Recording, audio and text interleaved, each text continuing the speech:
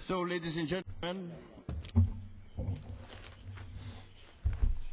j'ai pour ordre de débuter cette session, la quatrième de cette conférence.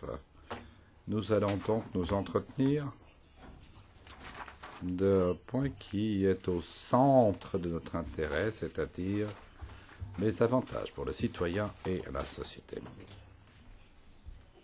Notre panel discutera d'océan, d'environnement, de climat et de l'importance de la politique spatiale en la matière. Nous avons ici des experts de très haut niveau qui vont nous en conter davantage quant à l'utilisation de la technologie spatiale en la matière. D'abord, la commissaire qui y est directement impliquée, un parlementaire qui s'occupe d'environnement, des représentants de l'administration, des agences, des représentants de l'industrie. Je leur remercie de leur présence et je donne de suite la parole car nous n'avons pas beaucoup de temps. La commissaire doit nous abandonner à 15h30. Merci, Madame Hedegaard, de votre présence. Vous êtes responsable du portefeuille Action climatique. as Minister of Denmark and as Commissioner, Vous avez été ministre au Danemark, vous êtes commissaire et avez certes l'expérience lui permettant d'appréhender les besoins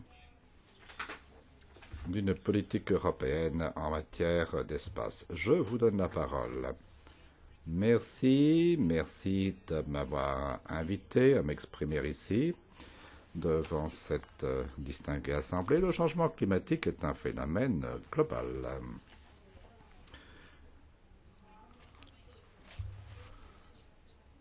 L'espace, bien sûr, est essentiel, complétant la recherche, qu'elle soit terrestre ou maritime.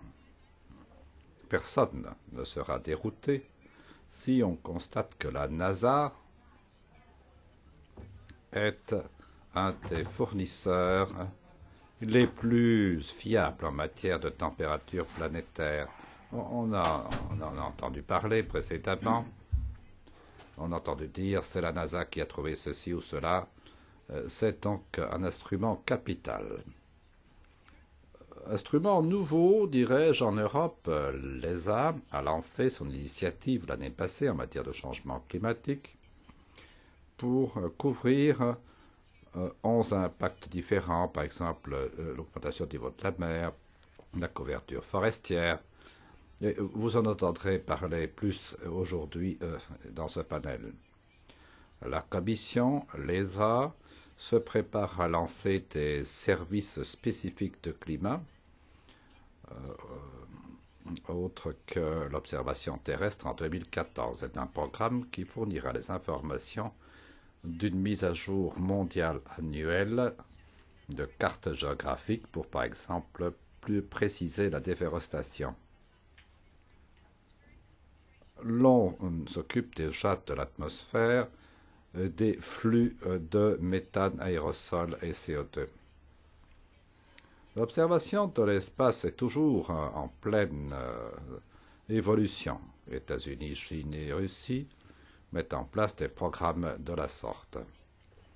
On a déjà parlé de contrôle de qualité, de normalisation de données, mais ce qui est essentiel, c'est de poursuivre la coordination de notre programme avec d'autres, échanger nos informations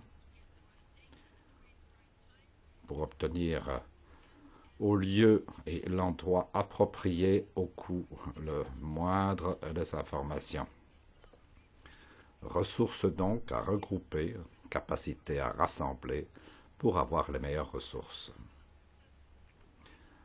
Un succès de coopération entre l'Amérique et l'Europe. C'est la mission océanique JSON, un appareil qui qui a déjà révélé une augmentation au niveau des océans de 3 cm et demi sur une décennie. Galileo a vu il y a 15 jours le lancement des 2 premiers satellites et ça doit être compatible avec le GPS américain et le GLONASS russe.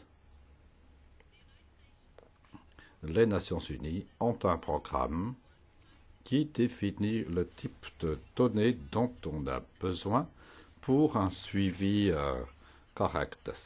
Ça porte sur la concentration des GES, la couverture en glace, en forêt, etc., etc.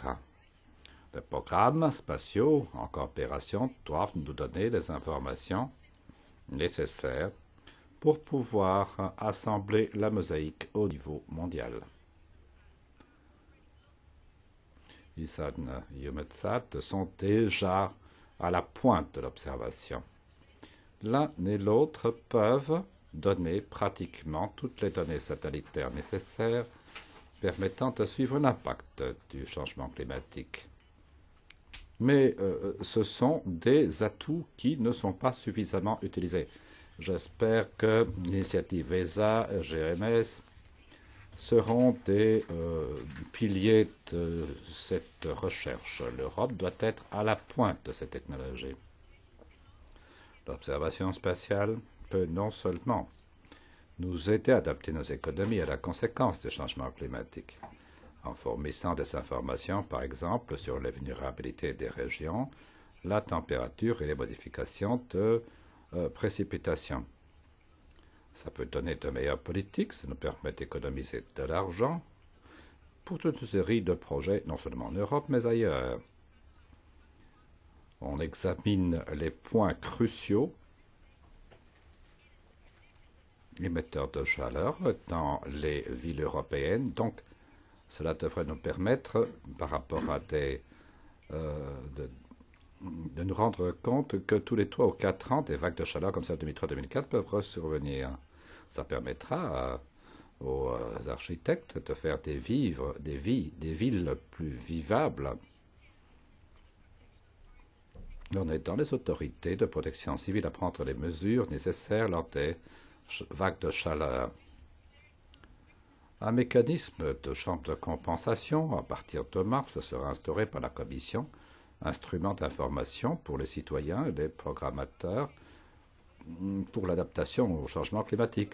Vous savez où se trouve un problème, vous pouvez adapter, savoir quelles sont les meilleures pratiques, comment appliquer les meilleures techniques et solutions technologiques pour l'Europe le moins cher. Là encore, ce dont on parle serait extrêmement utile. L'observation satellitaire doit nous donner également les informations de savoir d'où viennent les modifications extrêmes et de peaufiner nos projections. Ça peut coûter très cher, évidemment, mais des synergies aux applications pratiques dans d'autres secteurs, avec une amélioration technologique immédiate, sont possibles. Galileo permettra une meilleure préparation des voyages, de l'aviation, en diminuant les consommations de carburant et les émissions, avec une meilleure programmation de logistique. De même pour les taxes routières, pour limiter les émissions dans et hors nos villes. Dans l'agriculture, ces observations peuvent être utiles pour les agriculteurs pour pouvoir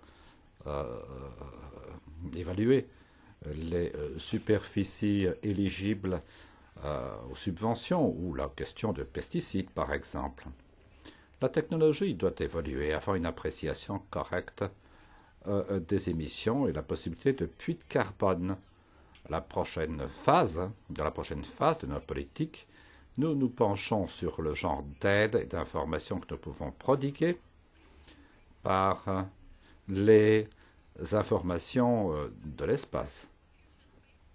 Le budget est prévu dans le nouveau programme de recherche et d'innovation, l'Horizon 2020, qui sera présenté par la Commission à la fin de ce mois. La Commission demande 80 milliards d'euros pour tout le programme de recherche et de développement pour la prochaine section budgétaire. C'est un secteur où vous verrez une énorme augmentation. Ici, je pense, l'espace fait partie du débat.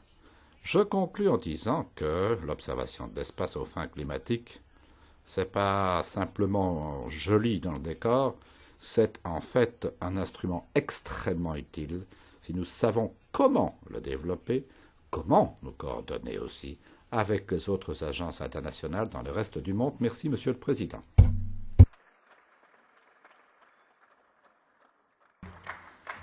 Thank you very much, Merci, Madame, de votre engagement pour la politique spatiale européenne. Je n'oublie pas que vous venez de dire que l'Europe doit être à la pointe de l'observation.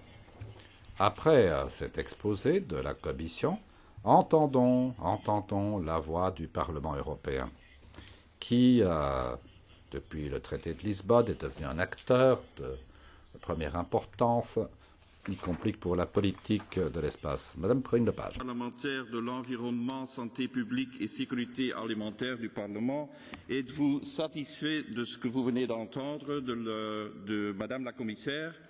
Et est-ce qu'au sein du Parlement européen, on est conscient de l'importance de la politique spatiale?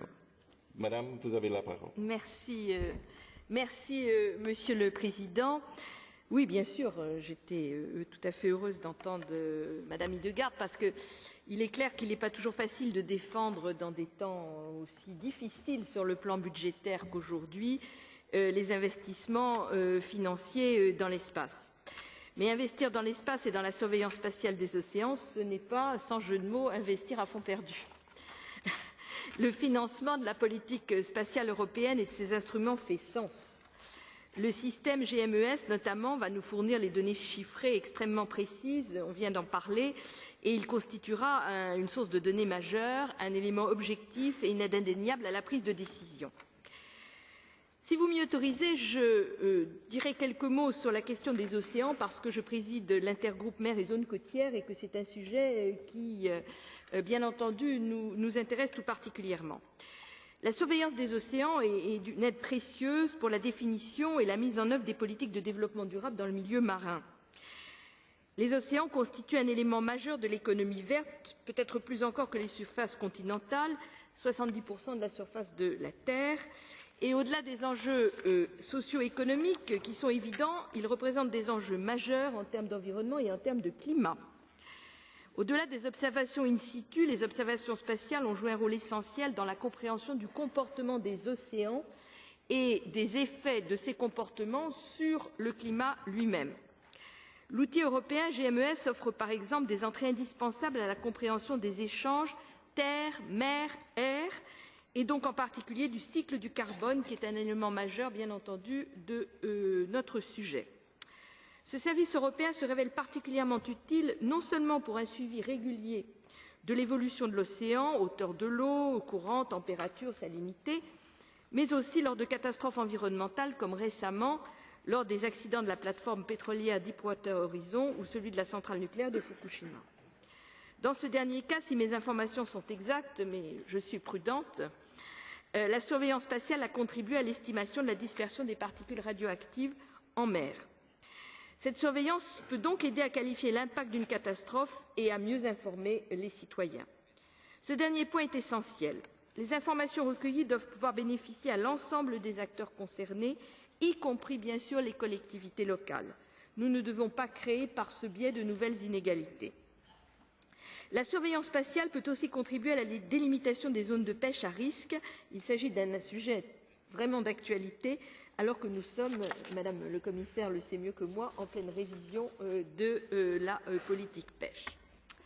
En second lieu, la surveillance spatiale permet de donner des entrées aux États membres qui les placent sur un plan d'égalité. Aujourd'hui, ce sont les pays les plus technologiquement avancés qui ont accès à cette information, alors que les catastrophes, notamment celles qui sont liées au changement climatique, ont des conséquences sur l'ensemble des pays. L'Agence européenne de sécurité maritime, l'EMSA, a ainsi développé un service dit Clean Sea-Net, un système de surveillance basé sur la surveillance par satellite. C'est un service gratuit qui couvre toutes les européennes et fournit des données à tous les États membres, mais aussi aux pays candidats. Il permet une détection des fuites d'hydrocarbures quasiment en temps réel en utilisant une imagerie satellite radar. Je pense qu'il faudra du reste intégrer cette dimension dans les discussions que le Parlement et le Conseil auront dans les mois prochains concernant la proposition de la Commission relative aux plateformes offshore, qui est un sujet important. En troisième lieu, le programme GMES pourrait être élargi à d'autres champs d'application utiles aux politiques environnementales et climatiques de l'Union européenne. Madame la Commissaire vient d'en parler. Et il pourrait être complété par des infrastructures et des services qui permettraient de surveiller les émissions de gaz à effet de serre. Ce type d'instrument n'est pas négligeable dans un contexte de hausse des prix de l'énergie et il serait une aide appréciable pour une approche globale des gaz à effet de serre, transparente et vérifiable, et aiderait l'Union européenne à assurer le respect des engagements internationaux de réduction des émissions de gaz à effet de serre, sans qu'il y ait des discussions à l'infini sur la réalité des chiffres apportés par les uns ou par les autres. Et enfin, un dernier point, je suis favorable à un financement communautaire d'instruments de surveillance spatiale, et il faut d'ailleurs y veiller pour le cadre financier pluriannuel de l'Union. Cela permettrait d'apporter à tous les États membres un niveau d'information équivalent pour optimiser leur gestion des situations de crise et des questions environnementales. Le Parlement européen peut jouer un rôle pour qu'un programme comme le GMES soit financé correctement par le budget de l'Union européenne et puisse continuer à délivrer ses services d'intérêt général de fourniture d'informations. L'Union européenne, en s'appuyant sur une composante spatiale pérenne, a ici la chance de pouvoir jouer un rôle majeur. Cette politique spatiale et les instruments qui lui sont liés pourraient l'aider à acquérir une plus grande autonomie et à remplir ses objectifs en termes climatiques, tout en favorisant deux éléments fondamentaux pour nos politiques, l'innovation et le développement économique. Je vous remercie.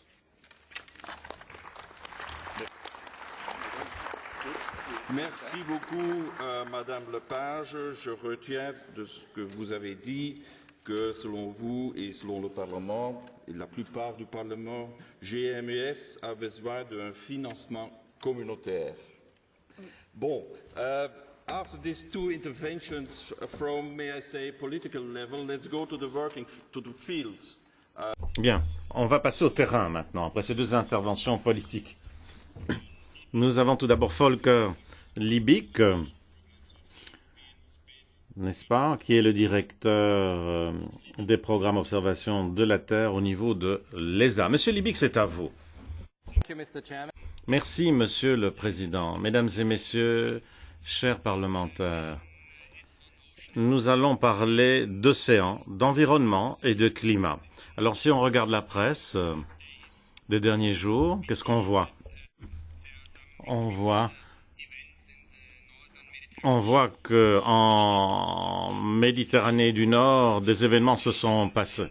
Inondations, glissements de terrain en France et en Italie, tempêtes, précipitations majeures. À la télé, j'ai vu ça par hasard hier matin. On m'a dit que pour la première fois dans l'histoire, il semble que le centre ouragan américain réfléchisse à la question de savoir si cette tempête est quelque chose qui est sans précédent dans cette zone, la Méditerranée. Donc l'environnement change. Toutes les prévisions climatiques indiquent que les incidents climatiques vont être récurrents sur notre planète. Et dans ce contexte, il faut dire une chose qu'il convient de ne pas oublier, à savoir qu'on a eu recours au GMES. On a un service qui s'appelle Server. Il est là pour répondre aux catastrophes naturelles. C'est vraiment quelque chose d'important au niveau du GMES. En fait, les équipes de secours doivent comprendre la situation. Les satellites, ça permet d'agir rapidement, ça permet d'avoir un aperçu instantané. Donc, le futur GMES est d'ores et déjà impliqué dans la donne sur la base de ce qui est disponible maintenant. Mon collègue et ami Alain Ratier de EUMETSAT m'a dit, et il développera le propos, il m'a dit que les dommages annuels dus aux inondations en Europe se montent à 4 milliards d'euros par an. En ce qui concerne les tempêtes, le montant de 2,6 milliards d'euros. Donc on parle de chiffres astronomiques. Alors, pensons au climat maintenant. Le climat est prévu à l'ordre du jour de cette session. Alors, examinons nos mesures satellitaires et les mesures in situ en ce qui concerne la zone arctique. Qu'est-ce qu'on voit? On voit que des événements spectaculaires sont en cours. Et ceci aura une influence sur tout le monde, d'une certaine manière. J'ai eu la possibilité d'aller au Groenland, cette année-ci d'ailleurs. Et je dois dire que là, les glaciers se mobilisent fortement. Et finalement, on a vu que beaucoup de choses ont été publiées depuis les derniers rapports du panel sur le changement climatique. Et l'on indique que, au fond, ce qui se produit au Groenland risque de monter en puissance. Ça dépasse ce qui était escompté. Le prochain rapport d'évaluation, après le rapport de 2007, inclura certainement toute une série d'observations satellitaires ainsi que des mesures faites sur place. Or, ceci n'avait pas été inclus auparavant. On aura affaire à de nouveaux chiffres. Ce système est beaucoup plus compliqué, nous dit-on. C'est beaucoup plus compliqué qu'on ne le pensait, parce que le relèvement du niveau de la mer n'est pas uniforme. Ça se répartit d'une certaine manière, et les pays les plus pauvres à l'équateur sont davantage touchés que les pays du Nord, parce que lorsque le Groenland fondra, il est évident que le pouvoir de gravité de cette eau se réduira et ensuite prendra le cap de l'équateur. Donc, vous l'avez compris, l'environnement mondial est complexe, il est compliqué. Et toutes ces questions-là, il faut les monitorer, les suivre pas à pas. En fait, il y a un impact économique dans cette affaire. J'ai cité des chiffres tout à l'heure en ce qui concerne les inondations, en ce qui concerne les tempêtes. Mais, en tout cas, depuis le rapport Stern, on sait que le changement climatique, c'est une question économique. J'irai même plus loin. Si on pense à l'Arctique, eh bien, ceci risque d'ouvrir des zones économiques, car le transport par le pôle, ou par les pôles, les pêcheries et tout ça, ça va monter en puissance, on va avoir accès à des ressources non exploitées jusqu'à présent. Tout ceci va changer l'économie des pays scandinaves, mais cela va également changer tout ce qui se passe en Europe. Donc nous serons tous touchés.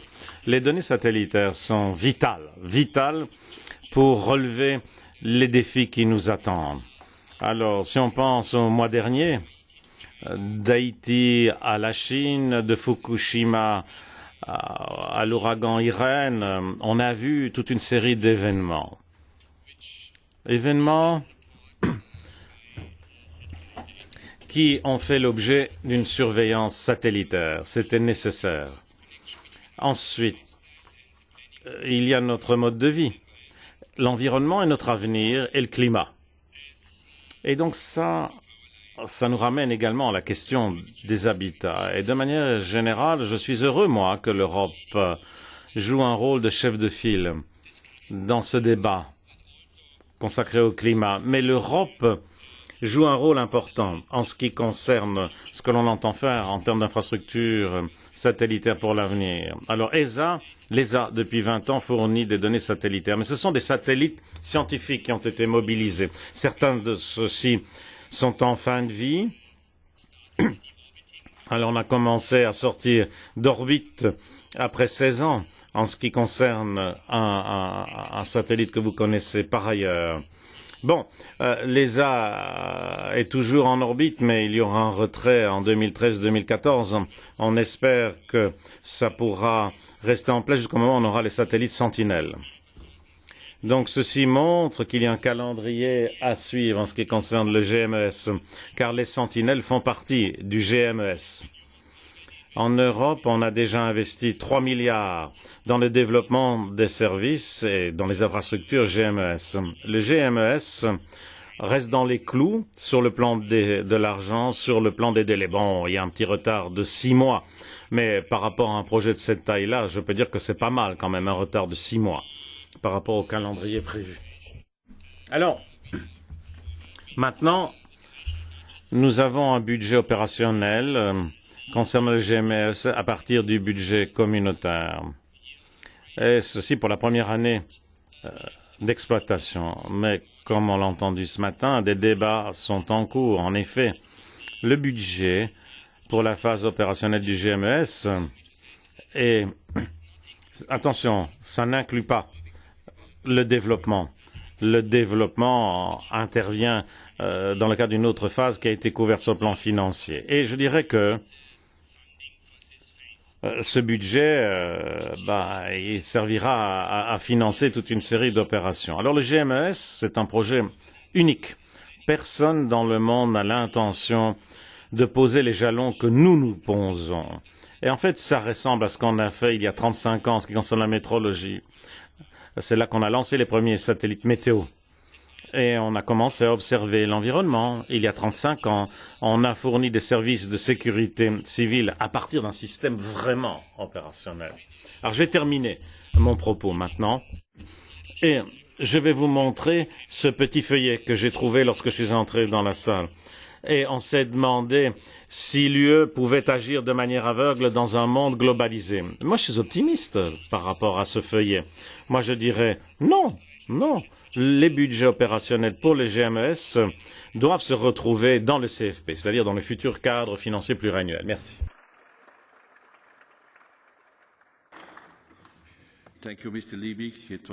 Merci, Monsieur Liebig. Message très clair. Maintenant, nous devrions entendre Bernhard Frisk des affaires maritimes de la Commission européenne, comme cela a été indiqué dans le programme. Mais à la toute dernière minute, il n'a pas pu venir. C'est pourquoi nous sommes très heureux que Jan Shepherd, de son service, nous fasse cette présentation. Monsieur Shepherd, vous avez la parole. Monsieur Frisk est vraiment désolé de ne pouvoir participer. Mesdames et messieurs, alors, nous retournons à la mer, en quelque sorte. L'économie marine connaît une croissance. Les ressources de terre et d'eau sont moins nombreuses. Maintenant, nous allons nous tourner vers 61% de la surface de la planète pour apporter l'alimentation, l'énergie et les matières dont on a besoin pour fournir un niveau de vie décent aux 7 milliards d'habitants de la Terre. Mais en revenant vers la mer, nous devons faire face à des défis autres que sur Terre. Et même s'ils sont évidents, je crois qu'il convient de les rappeler. On ne peut pas naviguer en utilisant des repères parce qu'il n'y en a pas. On ne peut pas se connecter au réseau de téléphone mobile parce qu'il ne va pas aussi loin. Et on ne peut pas observer ce qui se passe parce qu'il n'y a personne à observer. Par conséquent, encore plus que dans l'économie terrestre, l'économie marine et maritime a besoin des satellites qui orbitent en orbite autour de la Terre pour la navigation, la communication et l'observation. Et même plus que pour l'économie terrestre, toute insuffisance dans les infrastructures spatiales de l'Union vont freiner le développement de cette possibilité de croissance de la mer. Alors c'est pourquoi il faut voir ce que l'on peut utiliser dans ce type de politique et en s'appuyant sur la politique spatiale. Alors je voudrais faire 3 remarques. Alors d'abord, l'Union de faire en sorte que les satellites Galileo et les satellites Sentinel GMS soient lancés à l'heure. Et beaucoup l'ont dit, et il est inutile de le répéter. En deuxième lieu, il faut faire en sorte que les chefs d'entreprise et les petites entreprises, les universitaires, les étudiants puissent avoir accès à ces données de ces satellites sur une base raisonnable. Je crois que tout le monde reconnaît que c'est sûrement nécessaire dans le cadre de Galileo. Alors, GPS a montré que des données de positionnement précises et disponibles peuvent engendrer beaucoup d'industries en aval. Et Galileo, c'est la politique d'assurance pour l'Europe pour assurer la continuité. C'est quelque chose qui devait se passer au niveau du GPS. Il en va de même pour GMES. Alors, on évoque quels sont les investissements considérables, les investissements publics qui ont été investis, donc réalisés pour GMES, et qu'il faut par conséquent les recouvrer par la vente de données. Ce serait une erreur. Nous avons vu qu'il y avait beaucoup de services qui étaient intéressés dans certains programmes de recherche, mais ces programmes n'ont pas abouti parce qu'il n'y avait pas de... À la fin du financement, plus rien ne s'est passé. Alors, par conséquent, il est, je crois, de court terme pour le contribuable d'investir dans des satellites et de limiter l'accès aux données. Par conséquent, l'investissement public pour encourager l'innovation est sans doute mieux utilisé si l'on se préoccupe des besoins des entreprises pour innover, plutôt que de leur fixer un carcan. Ensuite, il faut réduire également les coûts. Alors, à un moment où il faut vérifier comment l'argent est utilisé, c'est tout à fait impératif. Il s'agit d'encourager plus de concurrence, investissement privé, la prise de risque, ce qui permettra d'avoir un meilleur rendement de l'investissement. C'est déjà le début. Alors, par exemple, dans notre direction, les affaires maritimes, nous avons fait recours aux services commerciaux pour la fourniture de signaux à partir des systèmes d'identification automatique des bateaux et signaux qui ont été captés grâce aux satellites qui suivent ces bateaux, par exemple lors de leur passage dans le canal du Panama ou dans d'autres points du globe. Alors je pourrais bien sûr développer ce point. C'est vrai que les océans ont un impact considérable sur le climat et qu'il est tout à fait nécessaire de suivre les océans pour pouvoir déterminer le climat. D'autres l'ont dit, mais je crois que mon temps est écoulé. C'est pourquoi je voudrais vous remercier de votre attention.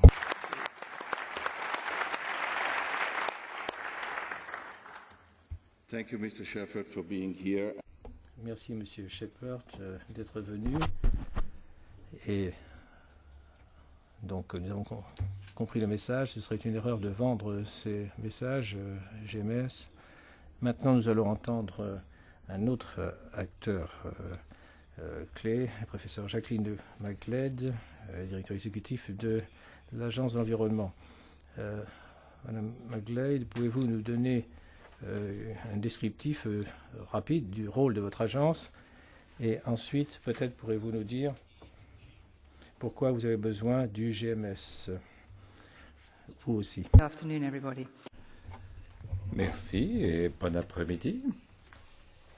Pour ceux qui ne connaissaient pas l'agence à Copenhague, nous essayons de fournir des informations en temps utile et pertinentes non seulement sur l'environnement, mais sur les secteurs et la manière dont la société l'influence. Nous avons été constitués pour observer, partager les informations et jusqu'à présent, je dois dire que nous sommes attachés au côté terrestre. Nous avons fait de grands investissements pour contrôler la qualité de l'air, de l'eau, etc.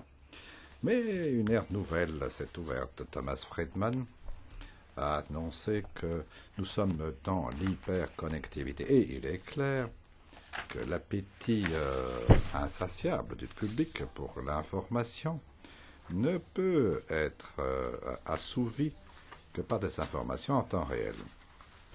Passé, c'est le passé, l'avenir, c'est ce qui intéresse les gens, et les gens peuvent répondre de suite quand l'événement survient. Il faut changer le système. Au cours des 5 dernières années, on s'est basé sur le fait que les produits GMS doivent faire partie du quotidien de l'agence en Europe et de tous les États membres, du Groenland à la Turquie et la Russie, le Caucase, l'Afrique du Nord, l'Asie centrale. Nous travaillons avec 73 pays, presque. Je sais bien qu'on met le Kosovo, alors je ne peux pas le compter. Et c'est un appétit que l'on constate vers une nouvelle technologie, un nouveau mode de communication, pas simplement avec les politiques, mais le public, sur la situation de l'environnement. La clé, évidemment, c'est les observations terrestres. Alors, qu'est-ce que ça donne dans la pratique? Vous saurez que nous avons tenté de coordonner l'aspect in situ, comment lier les informations des plateformes à ces programmes de vaste envergure, les bouées Argo, qui mesurent en surface, en profondeur, qui disent quel est le profil de température et sont en rapport avec la température de surface, en donnant dès lors une meilleure information, donnant que les les océans absorbent de la température en profondeur, donnant une idée du signal de l'atmosphère qui est retardé, décalé de 1000 fois dans l'océan. La couverture terrestre a changé complètement la manière dont on perçoit la biodiversité. Les routes, les infrastructures ont compromis la biodiversité, pas simplement parce qu'on a bétonné, mais en segmentant le paysage. Notre idée de l'Europe, notre image, la fragmentation n'est possible que parce que on a des images satellites. Et ça a permis, je pense, dans les perspectives politiques régionales en Europe, de montrer qu'il faut en faire davantage sur nos investissements régionaux, dans tous les cas dans le secteur des transports. Alors tout ça a changé parce que nous sommes une organisation de traitement de données au nom des États membres pour donner des références européennes, là où les choses se passent, où vous avez des points chauds. Tout ce dont ont besoin les États membres, car nous connaissons tous les jours l'urgence qu'il y a à répondre au changement climatique. Alors, il ne suffit pas de travailler dans l'agence. Et ces 4 dernières années, nous avons travaillé avec les grandes d'informatique. Il faut qu'on connecte 400 millions de citoyens en Europe, plus 800 si l'on parle de la Russie et d'autres encore, avec un accès raisonnable à l'imagerie satellitaire pour répondre aux objectifs de ce qui est un service finalement local. Alors, au sommet d'Abu Dhabi, Eye on Earth est son titre. Il s'agit de lancer un service public, donc un œil sur la Terre, gratis, qui pour la première fois permettra à tout le monde, à toutes les sociétés en open source, propriétaires de logiciels, de se rassembler et de faire leur propre système. Alors ils pourront garder les informations satellitaires, celles sur l'environnement, les routes, le cadastre, la cartographie, en essayant de tout faire comprendre comment le monde change. C'est un pas en avant gigantesque du point de vue commercial, parce que pour une fois, on ne va pas payer des licences. Mais ce qui m'intéresse, c'est que, au fil de l'événement, j'en arrive au dernier point, l'on peut, avec le GMS, faire de tas de choses. Ce qu'on ne peut pas faire, c'est créer la confiance entre nos communautés, entre les citoyens, les communautés de recherche. Si un service peut être fermé à tel ou tel moment, il s'agit que la connectivité subsiste, que le satellite puisse fournir les informations aux gens sur les observations. Voilà ce qu'on fait. Nous faisons en sorte, avec les autres dans le monde, que nos politiques soient instaurées en permettant aux citoyens d'améliorer leur environnement en changeant leur comportement. Alors, bienvenue, non pas simplement à l'agence. Il s'agit de nous rejoindre dans Eye on Earth et injectez-y votre système satellite pour les buts que vous recherchez. Vous êtes les bienvenus en décembre. Thank you very much. Merci beaucoup, Madame McGlade. Maintenant, nous allons chez EUMETSAT. Nous allons écouter le directeur général, qui est depuis le 1er août, Monsieur Alain Ratier. Félicitations, Monsieur Ratier, pour votre nomination. Vous avez la parole, Monsieur Ratier, c'est à vous. Tout d'abord, quelques mots sur notre organisation. Nous sommes une organisation intergouvernementale qui compte 26 États membres. On espère que sous peu, on en aura 31 de membres. Quel est le mandat? Le mandat, c'est d'établir, d'exploiter des systèmes de satellites météo. Et en 2000, notre mandat a été étendu au monitorage climatique, ce qui anticipait quelque peu ce qui a été dit par la commissaire dans son propos liminaire.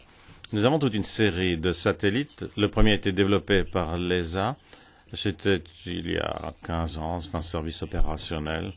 On a JSON qui fournit des informations climatiques critiques, comme on les qualifie. Au cours des sessions précédentes, plusieurs intervenants ont dit que les GMES portaient sur les services. Oublions les satellites pour une minute. Moi, je voudrais parler des océans, de l'atmosphère. Il y a beaucoup de similitudes avec la météorologie. Je parle de la qualité de l'air, je parle du monitorage des océans. La première similitude, c'est quoi? C'est la structure de la chaîne de la valeur ajoutée. On parle du diagnostic de la composition de l'atmosphère, on parle de l'état des océans en se fondant sur des observations, entre autres. On parle de prévision, parce que l'atmosphère et les océans sont dynamiques et, au final, il s'agit de fournir des observations pour étayer les décisions publiques ou privées. Et il est évident qu'il y a des avantages qui découlent de ces décisions. Donc ça, c'est la chaîne de la valeur ajoutée du service. Mais c'est le même type de chaîne de la valeur ajoutée en ce qui concerne la qualité de l'air, en ce qui concerne les océans et leur monitorage. Il ne faut pas oublier les prévisions. Ce matin, le vice-président Tajani a parlé des inondations en Italie. Attention, si la protection civile est au bon endroit et au bon moment, c'est parce qu'elle disposait de bonnes données. Ça a permis de sauver beaucoup de vies et de réduire les coûts. Deuxième similitude avec la météorologie, c'est le type de système d'information qu'il est nécessaire d'implémenter pour fournir des services GMES sur les océans, sur l'atmosphère. On parle d'observation, il s'agit d'observation spatiale. J'y reviendrai dans un instant. Mais on parle également de simulation numérique, on parle de modèles de prévision numérique et ensuite on parle de systèmes qui sont là pour étayer la prise de décision. Alors, qu'est-ce qui est important dans cette affaire? C'est que, en fait, le progrès exige de l'innovation à tout coup, le long de la chaîne de la valeur ajoutée, comme je l'ai qualifié. Autre similitude importante par rapport à la météorologie, c'est le fait qu'il est nécessaire de faire face à une cascade d'espaces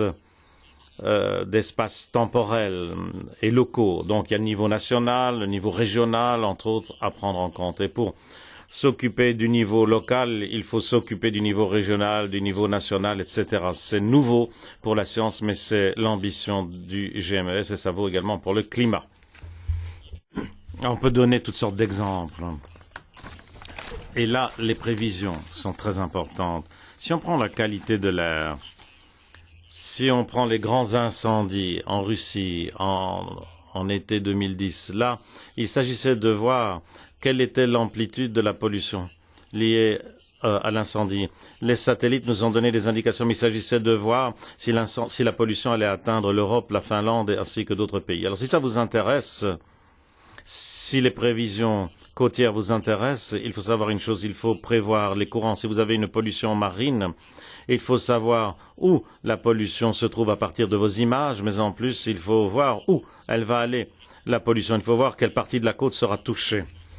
Et ici, les modèles océaniques jouent un rôle. Et ces modèles ont besoin de données en tant qu'intrants pour asseoir les prévisions. C'est un exemple parmi d'autres. Corinne Lepage, tout à l'heure, a parlé du golfe du Mexique, a parlé des plateformes pétrolières. À un moment donné, on se dit, mais est-ce que la pollution ne va pas toucher l'Atlantique? Et ensuite, le service du GMS nous a donné la réponse. On nous a dit oui, il faudra un peu de temps avant que ça ne touche l'Atlantique. Ensuite, la biologie a joué son rôle. C'était une surprise, mais une bonne surprise. Dernière similitude, il faut établir des services de base pour que le citoyen puisse en retirer des avantages. Mais les avantages doivent tomber également dans l'escarcelle des prestataires de services. Prenons l'exemple américain. Là, il y a pas mal de systèmes de gestion portuaire aux États-Unis. Et qu'est-ce qu'ils font? Ils fournissent des prévisions en ce qui concerne le niveau de la mer, en ce qui concerne toutes les conditions auxquelles sera confronté le trafic en zone portuaire. Tout ceci est lié à des modèles régionaux sur grande échelle. Finalement, la vision est plutôt facile à exprimer s'agissant de ces services. Nous avons besoin d'un système de prévision multi-échelle, un système d'observation multi-échelle. Alors maintenant, parlons des satellites. Où en est-on s'agissant de ce volet? Les satellites sont indispensables, tout d'abord pour examiner les différentes échelles que l'on doit prendre en compte. Les satellites sont nécessaires, Madame McGlynn l'a dit, les satellites, il faut les utiliser en interaction avec d'autres systèmes. Nous avons besoin de perspectives à long terme pour développer les services, donc on a besoin des systèmes s'inscrivant dans la durée. Alors où en est-on? On ne se porte pas très mal. Et en fait, les satellites météo, on les a, donc il faut les pérenniser. Mais on a les missions GMES qui ont été développées. Il y a déjà eu des lancements. Il y a déjà eu exploitation. Ensuite, on a des services fondés sur la modélisation complexe. On a MAC, MyOcean, et donc on est prêt. On est dans les starting blocks. L'Europe est prête. Et donc maintenant, les avantages devraient tomber dans notre escarcelle. Donc il faut être cohérent, il faut pouvoir engranger les bénéfices venant des investissements précédents. Alors maintenant, je vais conclure, je vais m'adresser au gouvernement. Quel serait notre rôle dans cette affaire? Bon, j'ai dit que nous étions une agence opérationnelle, nous fournissons des services de données, nous sommes neutres en termes de business, on n'est pas impliqué dans les applications fournies aux prestataires de services et nous disons qu'effectivement les données doivent être fournies aux prestataires de services GMES. On a été désigné comme opérateur de Sentinel-3 pour ce qui est des missions GMES océan et atmosphère. Soit dit en passant, S4, ça fait partie de notre batterie de satellites et donc on est prêt à agir en tant qu'opérateur. Nous sommes des gens simples, peut-être, et nous pensons que les gouvernements devraient être simples dans leur approche. Et les SLA, bon, ça c'est peut-être une bonne solution. Et nous, on est disposés à avoir un Service Level Agreement avec l'Union européenne pour mener à bien ces missions et pour fournir des données aux prestataires de services de manière générale. Voilà, c'est ce qu'on a fait pour la météorologie. Ça a été une réussite depuis 25 ans. Pourquoi ne pas continuer? Voilà.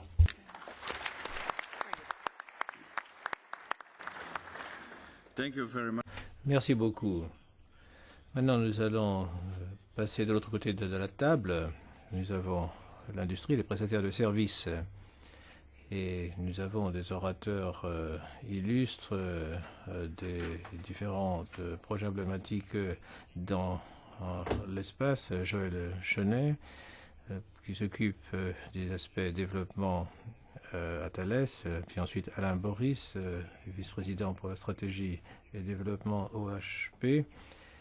Il y a Jury Delamarre, directeur des systèmes DT et international, et puis Stéphane Israël, vice-président GMES et affaires institutionnelles et les services d'information GEO chez Astrium. Alors commençons par Monsieur Chenet de Thales. Merci, Monsieur le Président. Je vous promets d'être bref. Just a few words. Quelques mots. Je me souviens qu'il y a longtemps, il y avait les premières images de Landsat. À l'époque, on envoyait des personnes sur le terrain pour observer et pour vérifier la réalité de l'information. C'était il y a très longtemps. Aujourd'hui, tout le monde a eu recours à Google View un jour ou l'autre, ou le fera bientôt.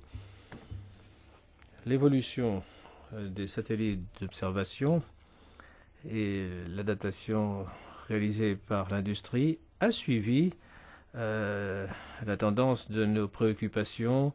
On est passé de ce qui était possible à ce qui est nécessaire.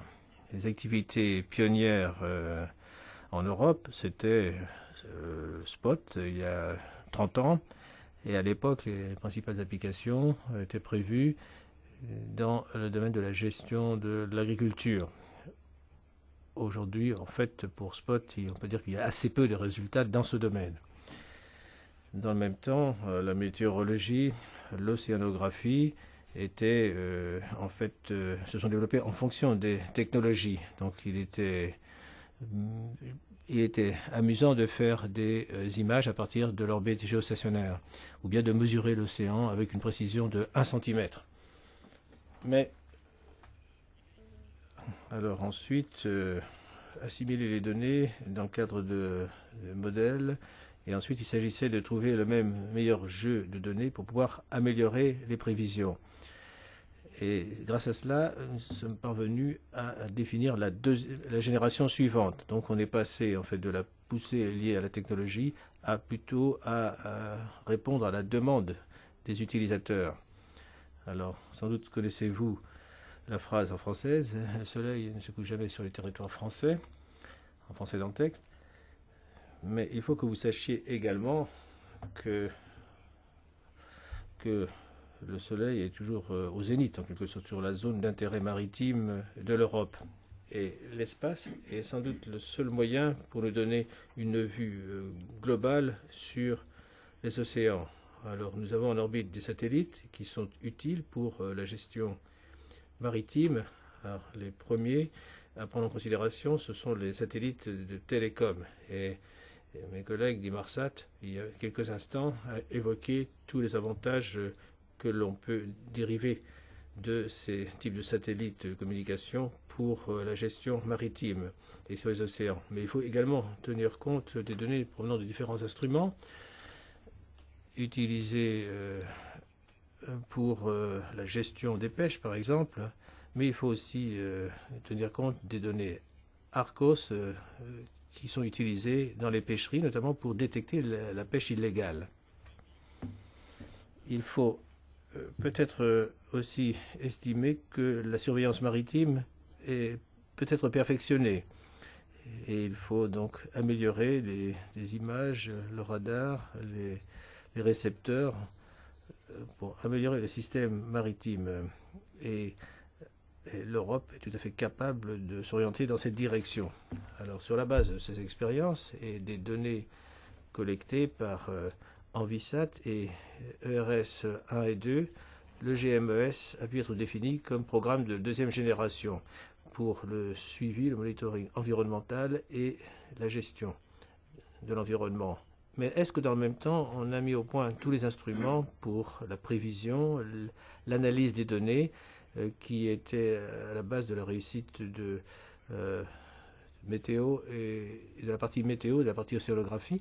Alors je crois qu'on peut répondre par l'affirmative à cette question. Maintenant, nous attendons une réussite de GMES. La condition principale étant qu'il y ait continuité des données et surtout un engagement à long terme à l'égard de ces données. Alors quel serait le bon modèle pour assurer une telle continuité? Les données d'observation, telles que celles qui sont fournies par Sentinel 1 et 2, ces données sont entre les mains d'exploitants privés. Donc le programme GMS doit veiller à ne pas rivaliser par une politique d'accès gratuit aux données, donc rivaliser avec ces opérateurs. Mais il doit les épauler et pourquoi pas, il doit même leur confier la responsabilité d'exploiter les systèmes Sentinelle. Alors pour les autres satellites Sentinelle, pour l'océan et l'atmosphère, l'opérateur c'est EUMETSAT bien sûr. Et dans le même temps, l'Europe a une très grande responsabilité, mais aussi une très grande opportunité de créer un réseau authentique pour suivre le cycle carbone. Nous avons les meilleurs scientifiques du monde en Europe. Nous disposons de tous les moyens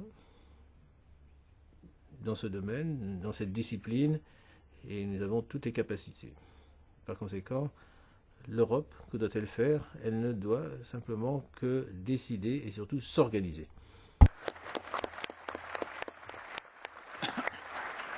Thank you very much, Mr. Chenet, for this message. The floor is now for Mr. Boris from OIG. Monsieur Boris de l'OHB. Dank u schön. As an introduction and to follow the remarks of the Commissioner. En guise d'introduction, à la suite des remarques de la commissaire sur le changement climatique, je voudrais quand même souligner ici qu'il convient d'avoir un système urgemment, un système de suivi du carbone. D'ailleurs, tout le monde sait que l'action politique internationale est nécessaire afin d'éviter un point de basculement climatique aux alentours de 2050. Le protocole de Kyoto arrive à expiration en 2012. Copenhague a été un échec. Et certes, il y a de nombreuses raisons derrière cela. Un des facteurs principaux d'accord international était absent, c'est-à-dire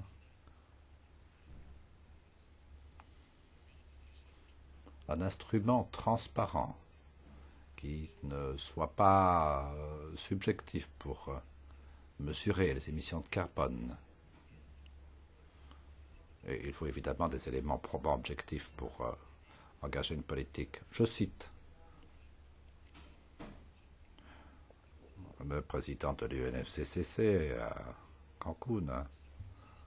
Un système d'observation du carbone s'impose pour donner des informations guidant le débat politique pour prendre des décisions difficiles entre différents pays. À cet égard, l'infrastructure spatiale a l'énorme avantage d'être planétaire et d'être transparente.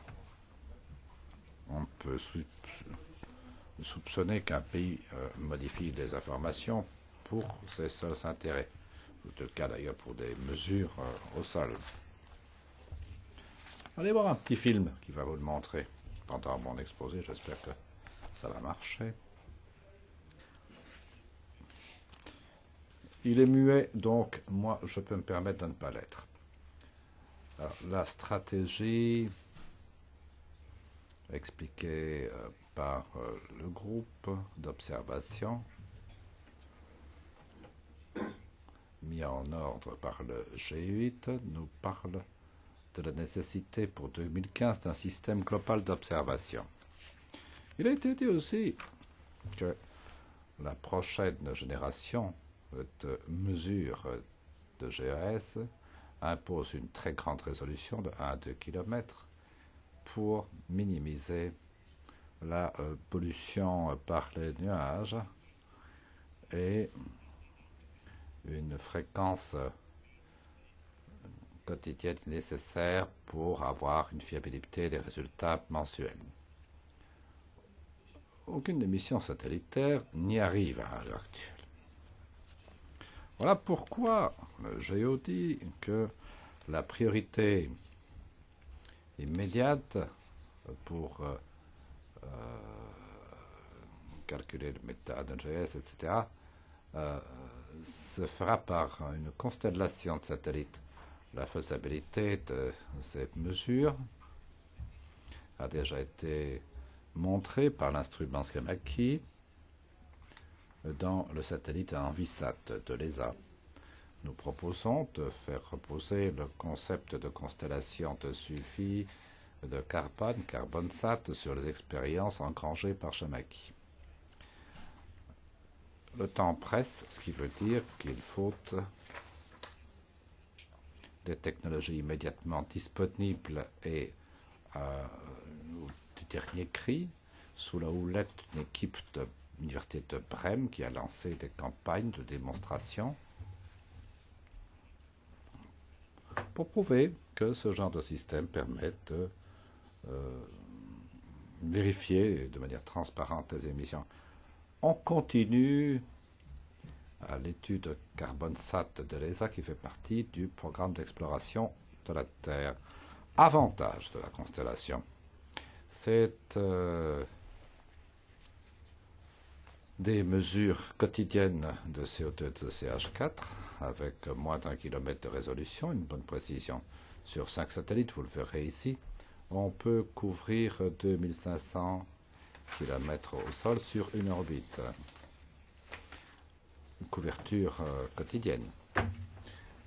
Et ça vous donnera les informations urgentes pour comprendre les sources anthropiques de CO2 ainsi que les puits afin de mieux attribuer et prédire le changement climatique. Deuxièmement, comme Madame Magled l'appelait le presque en temps réel, ça vous donnera un suivi global des émissions en superficie de GES à partir de sources importantes comme les centrales techniques et les zones urbaines. Ça fera en sorte que l'on puisse suivre ces émissions anthropiques et qu'on les attribue. Pourquoi Eh bien, pour arriver à une vérification objective et transparente à l'UNFCCC. Ceci étaiera une négociation car on pourra vérifier les obligations incombant au traité. Pour ce faire, il faut une responsabilité politique de la part de l'Union européenne qui est à l'avant-garde des initiatives sur le changement climatique avec des programmes comme le CCP, le programme de changement climatique européen. Et cela servira d'ailleurs plusieurs besoins politiques comme la conservation de la vie sur Terre à long terme, la stabilité politique, éviter les migrations potentielles qui pourraient être créées par le changement climatique. Ça créera d'ailleurs aussi des informations stratégiques pour l'Union permettant d'orienter la politique de l'économie ainsi que sa législation avec une compréhension interne à l'avance des émissions et donc un avantage dans les négociations internationales. Mais ça peut aussi donner des avantages économiques pour l'industrie européenne en permettant une compétition équitable pour les fabricants européens sur le marché de l'exploitation, les industries européennes étant soumises à des contrôles stricts, ce qui coûte, alors que les concurrents ne les connaissent pas dans des pays qui ne font pas de contrôle. Moralité, je synthétise en disant qu'une constellation de satellites, c'est transparent, non inclusif, opérationnel, pour suivre le CH4 et le CO2 de forme anthropique. C'est le bon instrument permettant de respecter les accords internationaux, ainsi que pour donner les informations stratégiques le plus vite possible pour orienter l'économie mondiale et les politiques nationales européennes en matière d'environnement couplées à la législation qui va avec. Thank you very much. Commissioner Hedegaard. Merci. La commissaire doit malheureusement nous quitter maintenant car elle a une réunion. Mais avant de nous quitter, elle aimerait nous donner quelques conclusions à propos des propos entendus. Excusez-moi, Monsieur le Président. Je dois vous quitter, mais les présentations ont été très intéressantes. Il y a d'autres personnes qui me feront rapport, par ailleurs. En tout cas, les choses sont claires. Nous avons une vision partagée. Monsieur Borries a été tout à fait explicite. Il a parlé d'une approche calée sur la science pour ce qui est de notre politique climatique en Europe. En fait, dans le débat sur le climat, il y a quelque chose de bizarre. Parfois, on rencontre des gens qui disent « mais il n'y a rien qui se passe ». Et ces gens, tiennent des propos qu'il convient de parer parce qu'on a besoin d'une politique climatique. Et donc, pour ce faire, on a besoin de faits supplémentaires, de connaissances supplémentaires. Donc, la science doit nous aider pour mettre en œuvre notre politique climatique. Car tout ça est une question de crédibilité. Il est important d'étayer nos politiques. Alors, je me réjouis du travail qui est en cours. Et je suis sûr que l'on pourra passer des alliances ici pour poursuivre, pour réaliser cet agenda. La Commission a des priorités sur l'espace, n'est-ce pas? Les parlementaires européens savent que tout ceci sera contesté dans le contexte des discussions budgétaires avec les États membres et le PE. Mais attention, tout ceci se réalisera dès lors qu'on souhaite en faire une priorité. La session a été éminemment intéressante. Merci pour ce que vous avez dit. J'espère qu'on pourra rester en contact avec les uns et les autres, avec les différentes institutions représentées ici.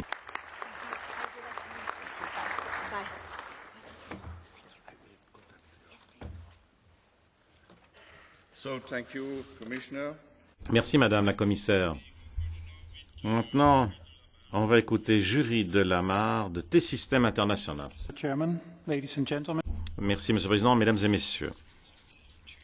C'est un plaisir pour moi que de vous livrer certaines réflexions en ce qui concerne notre vision vision de T-System à cet égard. Nous faisons partie de Deutsche Telekom et nous allons vous dire pourquoi. Le GMES est important également pour le secteur des télécoms. Je vais vous dire comment on pourra éclairer les choses de façon positive vu la crise actuelle. On vous a donné certains exemples par ailleurs, n'est-ce pas? Alors nous, qu'est-ce que nous disons? Nous disons ceci. Pour les données spatiales de l'avenir, il est important de rapporter ces données à tout un chacun, à tous les citoyens. Et ceci pour la vie des citoyens au quotidien, pour le travail des citoyens au quotidien. L'innovation, nous y croyons. Donc il faut combiner les données spatiales et d'autres données de façon intelligente. Pourquoi? Pour accélérer les décisions, pour en arriver à des processus plus intelligents. Et donc les données spatiales devraient être mises à disposition partout et à n'importe quel moment. Comme la commissaire d'ailleurs n'a pas manqué de le rappeler. Qu'est-ce que ça veut dire? Ça veut dire disponibilité. Disponibilité en termes de réseau, mais également confort pour l'utilisateur final. Il doit pouvoir choisir le service qu'il souhaite choisir. Alors, prenons du recul. Pensons aux interventions qui ont été faites ici en séance. On nous a dit que les données spatiales, c'était complexe, c'était volumineux. Mais attention, tout ça, tout ce que je vais vous dire, ce n'est pas une sinécure. Alors, pour relever le défi, il faut que l'information souhaitée puisse être extraite du volant d'informations disponible de façon conviviale et en temps réel, comme dit par ailleurs. Exemple d'un tel service maintenant. Nous sommes sous contrat avec la Commission européenne. Et nous sommes en train de développer un projet pilote avec les partenaires GAF et DLR, c'est le centre aérospatial allemand. Donc l'idée, c'est de mettre au point un service pilote pour la qualité de l'air. Et ça s'appelle Observe. Et donc on se fonde sur des données spatiales, sur les données des capteurs. On se fonde sur toute une série de modèles scientifiques. Pour faire quoi? Pour fournir le premier indice européen de la qualité de l'air, n'est-ce pas? Donc, ça deviendrait une application sur téléphone cellulaire. Bon, c'est similaire à un bulletin météo ou c'est similaire aux prévisions météo qu'on a sur nos téléphones portables.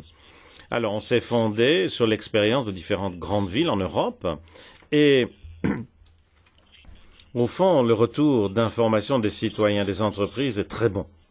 Ce type de service va permettre de créer de nouveaux services pour les entreprises lorsqu'elles programment des voyages, lorsqu'elles programment des événements en plein air. Mais ce qui est davantage important, c'est que le citoyen comprenne mieux l'impact de la pollution de l'air et la sensibilisation du public monte en puissance. D'ailleurs, nous, on a un portail Feel Green.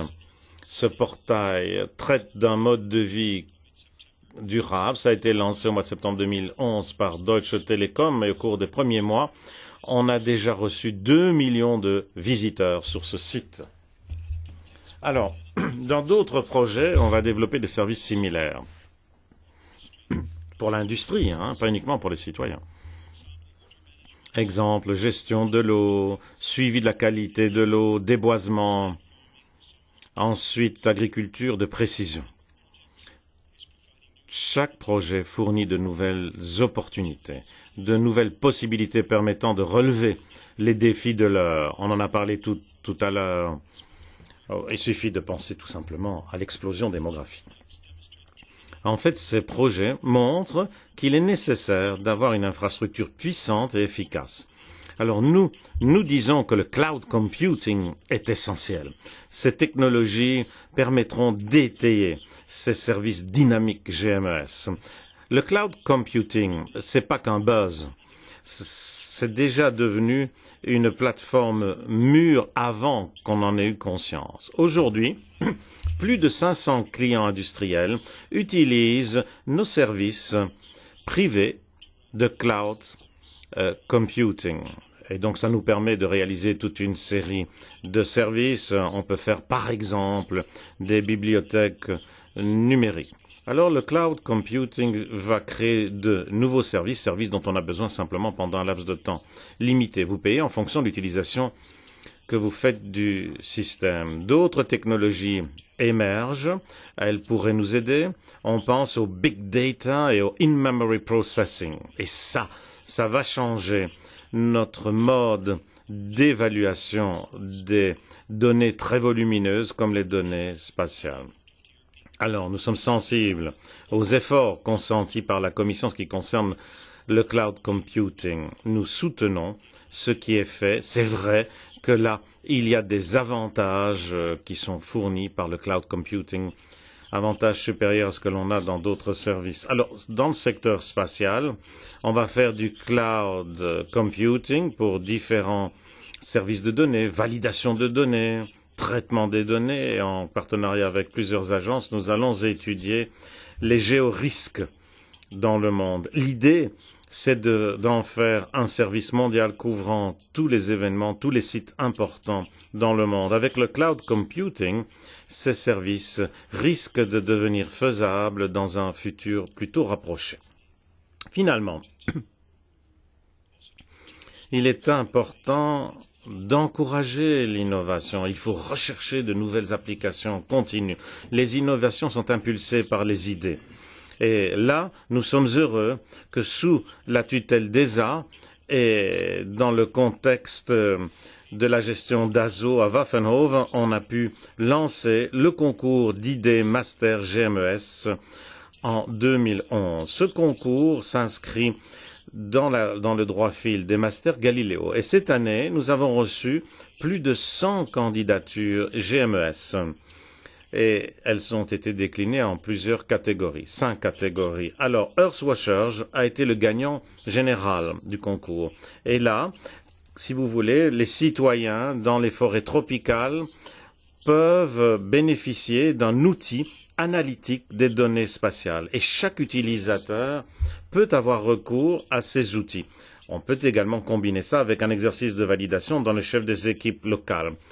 Et in fine, on rapporte cela aux médias sociaux. On pense là à Facebook, Twitter, etc. Alors, Urscast du Canada a remporté le concours Cloud Computing GMS. C'est nous qui avons attribué le prix. L'idée, c'est de faire du live streaming de vidéos HD à partir de l'espace. Comment? Eh bien, en montant des caméras sur l'ISS.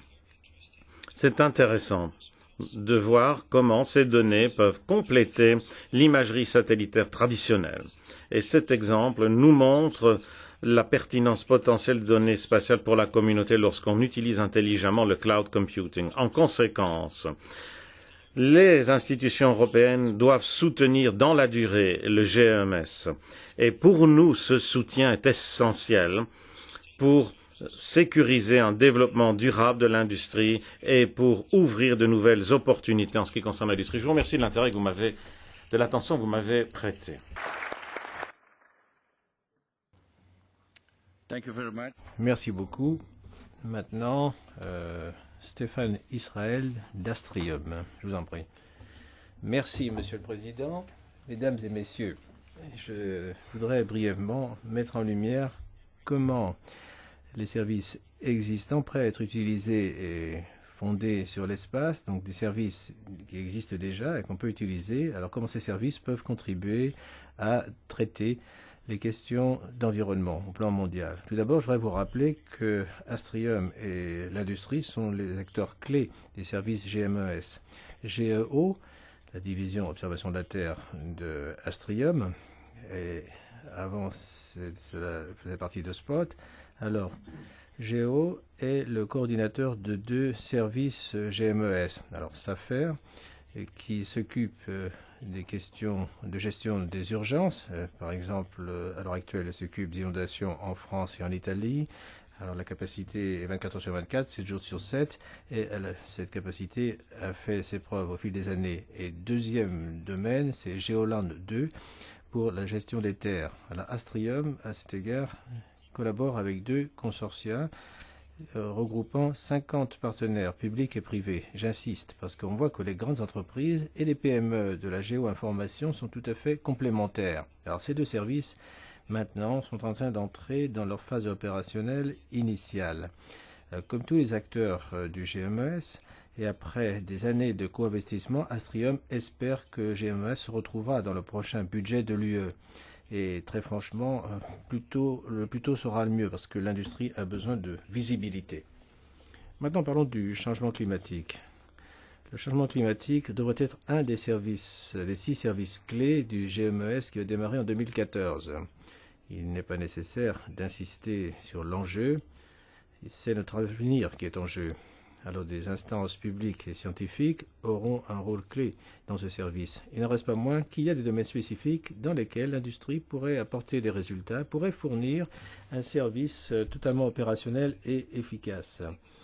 Un exemple, pour mieux comprendre le changement climatique, le service futur va devoir traiter d'un volume énorme de données de l'espace et autres données. L'industrie a suffisamment de capacité pour la gestion des données. À titre d'exemple, Astrium et l'Agence spatiale du Royaume-Uni envisagent de co-investir dans un nouvel instrument climat et environnement qui sera situé à Harwell, au Royaume-Uni. Ce centre devrait avoir la capacité de traiter ces données provenant de l'espace et autres types de données. Deuxième exemple, c'est le suivi des forêts. Vous savez que le suivi des forêts, ce sera essentiel pour l'atténuation du changement climatique. Le changement d'utilisation des terres, le déboisement étant le principal moteur de ce changement, alors ceci représente 20% des émissions de gaz à effet de serre. Alors, une information sur ces actifs à l'échelle appropriée permet de voir quelle est la situation de départ et ensuite suivre l'évolution au fil des années. Alors cette information est tout à fait indispensable pour pouvoir déclencher le mécanisme RED, un mécanisme de financement.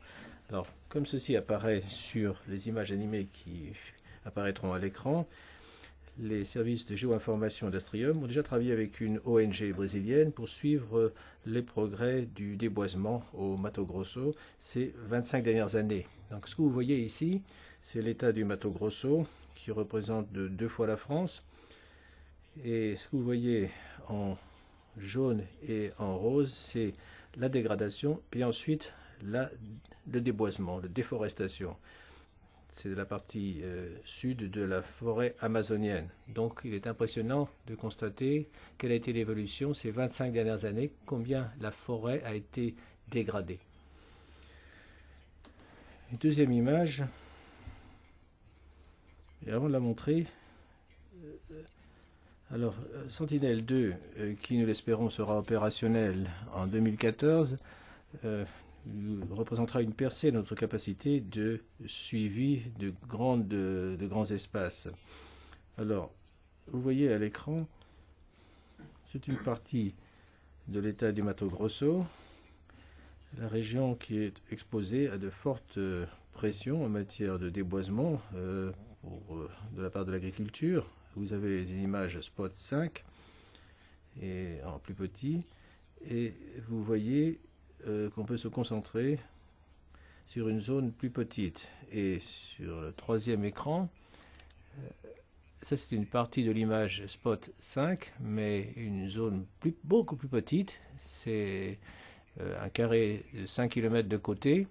Et ce que vous pouvez voir dans le traitement des données, vous pouvez voir de manière très localisée, vous pouvez voir l'amorce du déboisement, même si c'est une réserve qui est censée être protégée par rapport au déboisement. C'est ce que vous voyez en vert, donc la forêt étant attaquée donc, par ce phénomène de déboisement. Alors je veux dire à ce sujet que vous avez une très bonne complémentarité entre des images à grande échelle et des images plus concentrées, telles que celles fournies par Spot. Astrium est partenaire de l'Agence française de développement pour le suivi de la forêt du Congo. Une approche du même type est également soutenue par nos collègues allemands, de concert avec l'Agence allemande pour la coopération internationale, pour suivre la région de l'Afrique australe. Des satellites optiques et radars d'Ecospot, Terrasar aujourd'hui, Pléiade demain, sont complémentaires. Ils permettent un suivi plus localisé avec des images réactives pour voir ce qu'il en est de la dégradation et du déboisement. Alors mon message est clair. Si le mécanisme RED doit devenir une composante du du service d'atténuation ou de l'opération d'atténuation du changement climatique, l'industrie est capable d'apporter l'information requise.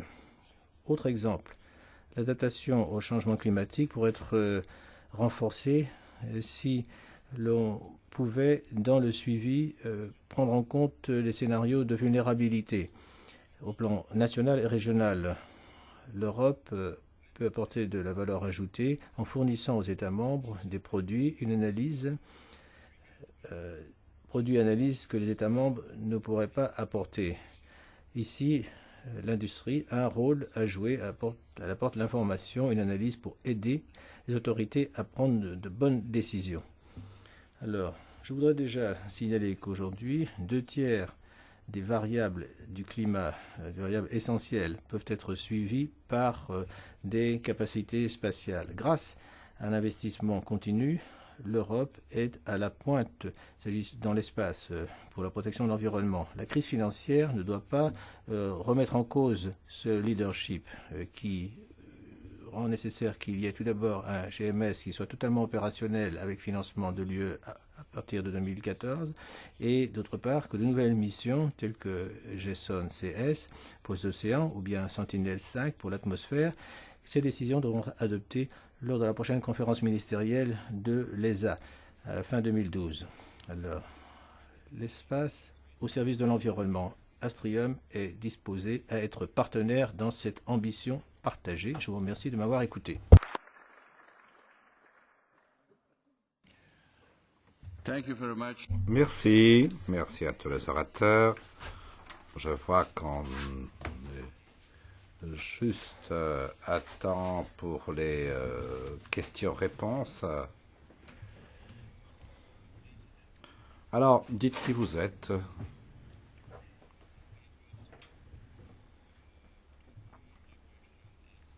Et dites-nous à qui les questions s'adressent d'abord. Mais d'abord, je voudrais commencer sur ce qui a été dit par M. Israël à la fin de sa exposé sur l'impact de la crise financière. J'ai entendu des craintes sur le futur de GMSL. Je voudrais que tout le monde autour de cette table me dise ce qu'on en pense. Commençons par M. Boris.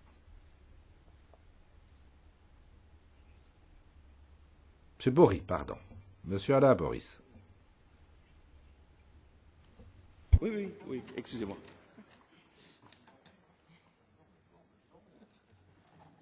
Sorry. Excusez-moi. Yes, of course, the more important point. Alors l'essentiel, bien sûr, pour l'avenir des activités, c'est la durabilité. Et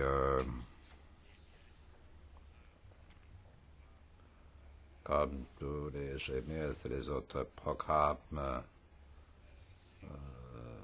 relèvent de politique européenne, il me semble normal et important que la soutenabilité soit garantie. Il n'y aura pas de politique que l'on puisse mettre en œuvre sans que cela se fasse, notamment avec le cadre dont a besoin un programme spatial.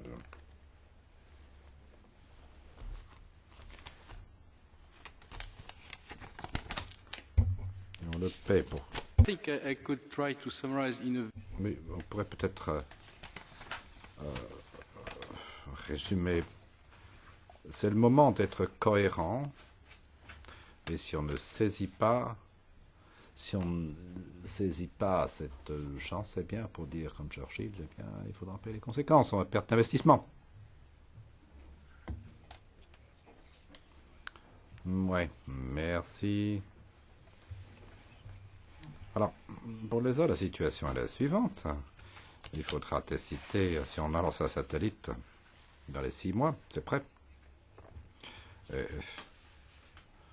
On le saura quand il y aura un budget opérationnel. Sinon, il y aura un budget, le budget de la commission, mais rien après. Alors, si ce n'est pas le cas, qu'est-ce qu'on va faire? Alors, on met le satellite le plus moderne de cette planète dans la naphtaline, ou bien alors après il faut les faire tomber parce que c'est une règle nationale pour éviter les débris spatiaux. Monsieur Delamarre. Hein. Oui, merci. En fait, ce que nous apprécions, c'est que récemment, en plus d'attention a été consacrée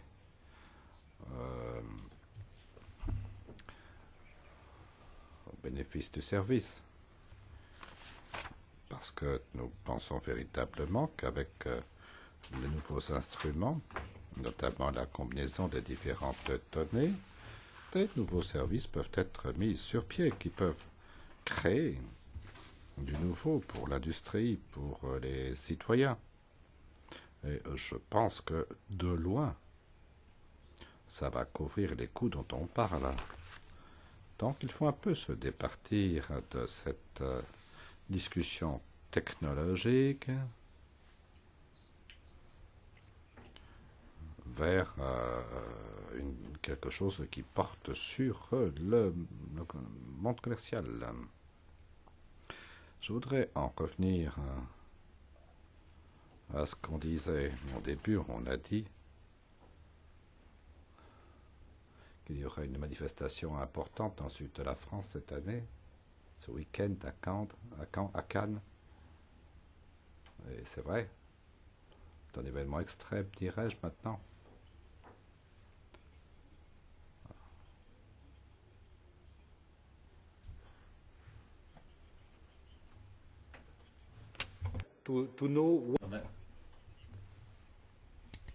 Nous avons les pieds dans l'eau, ce n'est pas de savoir où elle se trouve, il faut trouver des simulations, de la prévision. Pour ce faire, il faut des données à long terme et les assimiler au modèle. C'est donc important dans la continuité et l'assimilation.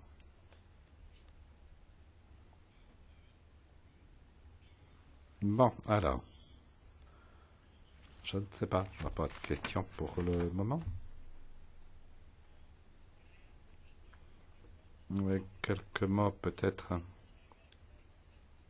D'abord remercier la Commission européenne, car grâce à cette proposition,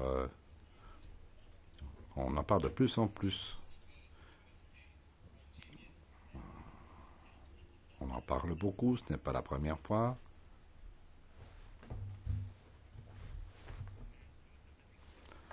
Et dans une certaine mesure, cela a été déclenché par la proposition du 29 juin. Je voudrais insister sur 2 points quand même. D'abord, ce programme est déjà en train de marcher.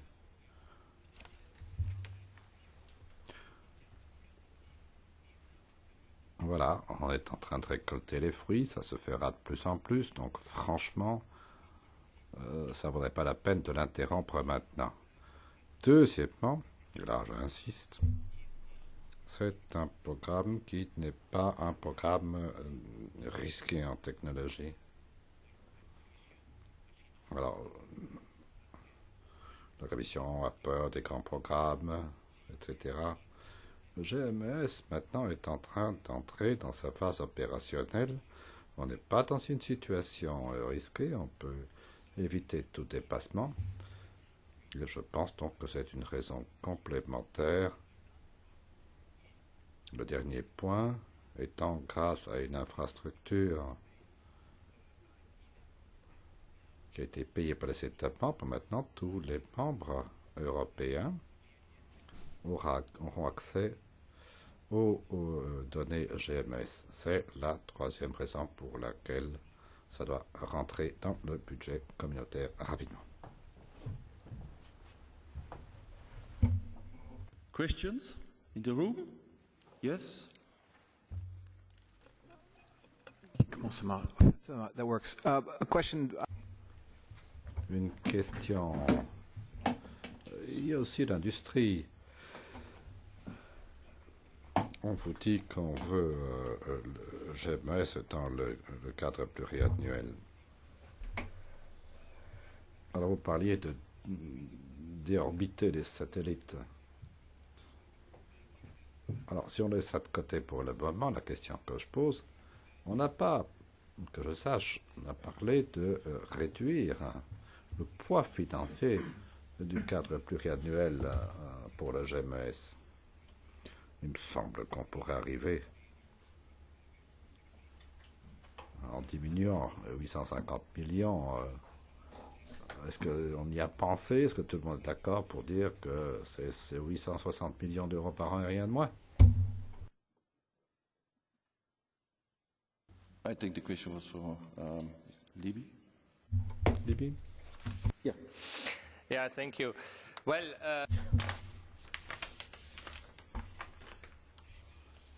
les 834 millions, c'est un budget qui a été accepté d'ailleurs entre la Commission, les États membres et les utilisateurs, nécessaire pour faire tout ce qu'on veut faire.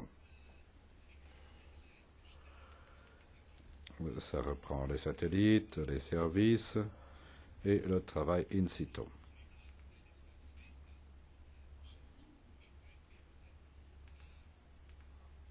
Une seule partie est dévolue à l'espace. Bien, nous vivons dans un monde réel. Mais ce qui est clair, c'est que si on réduit le budget, ben, on peut faire moins. ESA peut apporter sa contribution, mais uniquement du côté recherche-développement. On l'a pour Galileo et GMS de la recherche-développement. Dans notre convention, c'est l'activité d'ESA et pas l'activité de l'Union européenne. Et nous sommes prêts à faire des propositions pour garder quelque chose en réserve de ce côté. Pour le reste, je ne vois pas d'alternative. Uniquement pour ce qui avait été prévu. Je pense qu'un système opérationnel doit avoir une certaine durabilité, quelques années. Et pour ce faire,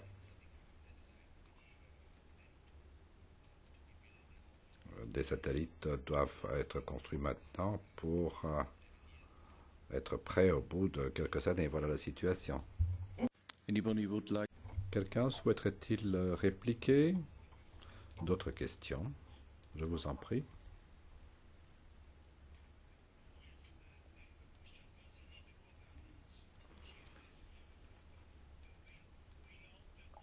Nous savons que, à propos de la gouvernance, que Sentinelle 2, 3, 4 seront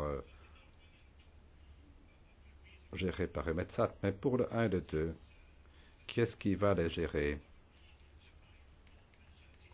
Qui va piloter ce système? Pourriez-vous me dire qui vous êtes?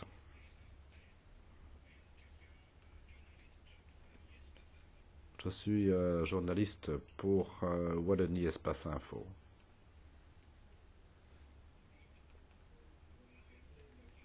Non, je ne travaille pas pour ESA. Oui, la question est destinée à ESA. Et qui voudrait y répondre? okay, the question is, what is with Sentinel 1 and 2? Écoutez, je ne vais pas commencer par les satellites parce qu'on a entendu aujourd'hui à plusieurs reprises qu'on parlait de services et pas de satellites. Il nous faut des satellites, mais pas simplement des satellites. Alors, parlons des services terrestres. Et là, nous avons un leader identifié, l'agence européenne, mais Jackie est du parti.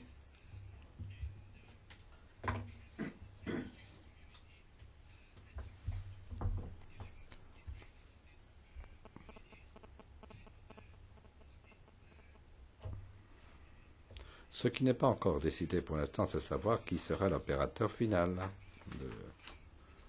Peut-être sera-ce l'opérateur intérimaire, mais ça c'est la partie opérationnelle.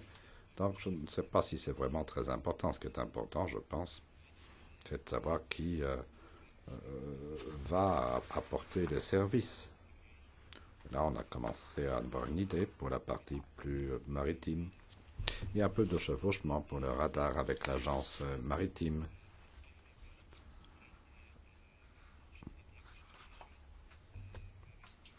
Qui rend des services extrêmement importants pour le GMS. de ce point de vue. Donc, tout est prêt.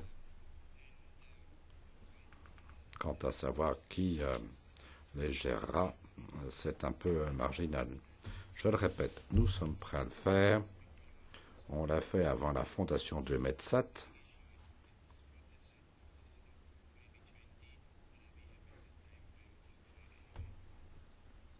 Voilà, nous devons nous mouvoir dans ce calendrier.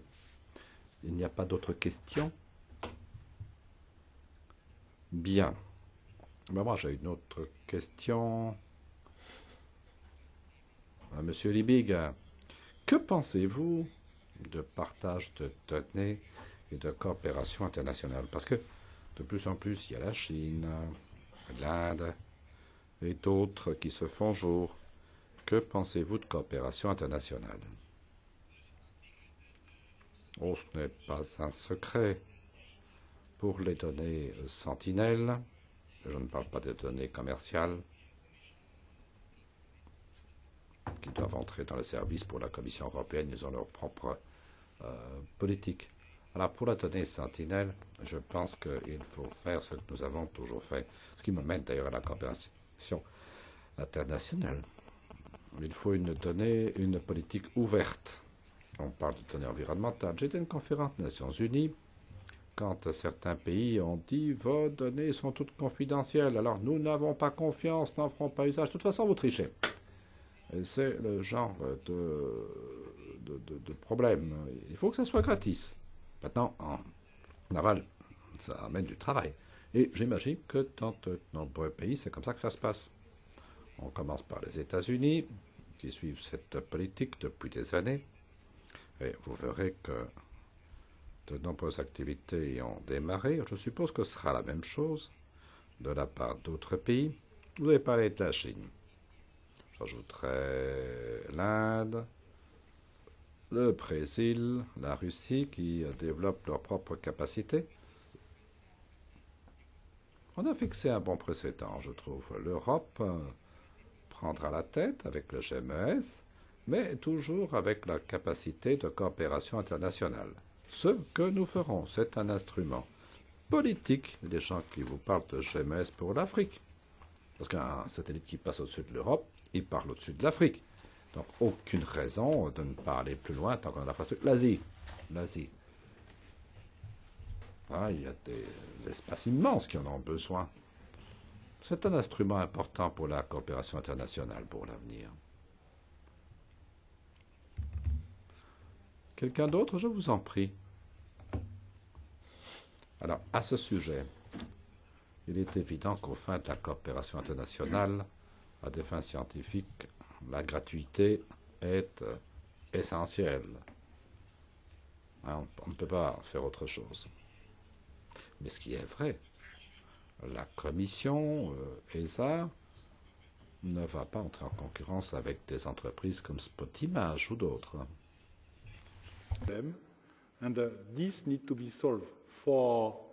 C'est un gros problème.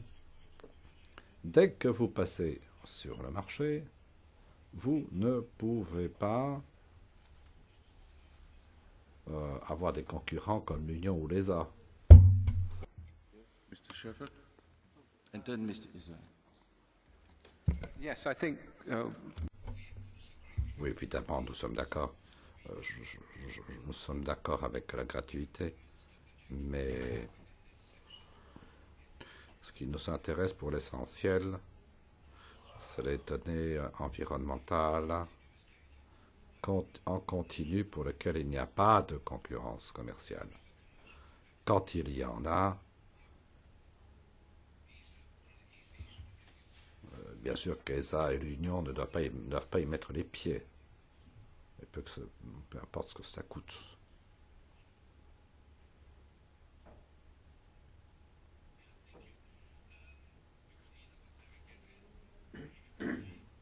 Oui, vous touchez les ça. Je ne vois pas de conflit. Vous avez parlé de Spotimage. Je ne vois pas du tout de conflit. Mais bon, c'est très bien que cela vous intéresse. Nous avons soigneusement sélectionné la résolution des satellites. Dans le domaine optique, par exemple, on a 10 mètres. pour avoir une couverture de 2 satellites tous les 5 jours. C'est nécessaire pour avoir une mosaïque sans nuages. Spot marche à 2,5 mètres. Donc la résolution est nettement supérieure. Et sur le marché commercial actuellement, c'est en dessous de 2 mètres. Et quand d'autres systèmes Pléiades, double usage, ça va plus loin encore. 99% des données de Sentinelle, ça est équivalent à des données traditionnellement gratis. Pour Sentinelle-2, je vous dirais même qu'il y a un concurrent, si vous voulez, avec Landsat, qui a une petite exception, d'il y a quelques années, depuis 30 ans, a une politique de gratuité avec la même résolution. Landsat a été vendu et l'utilisation est tombée à moins de 10%. Voilà pourquoi c'est un segment libre. Je ne vois pas de conflit.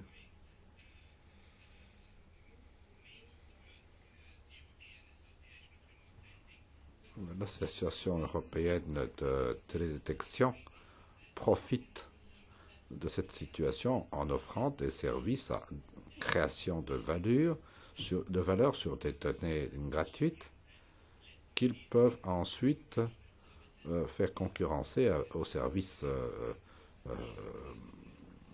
normaux à de meilleurs prix. Monsieur Israël. Yes.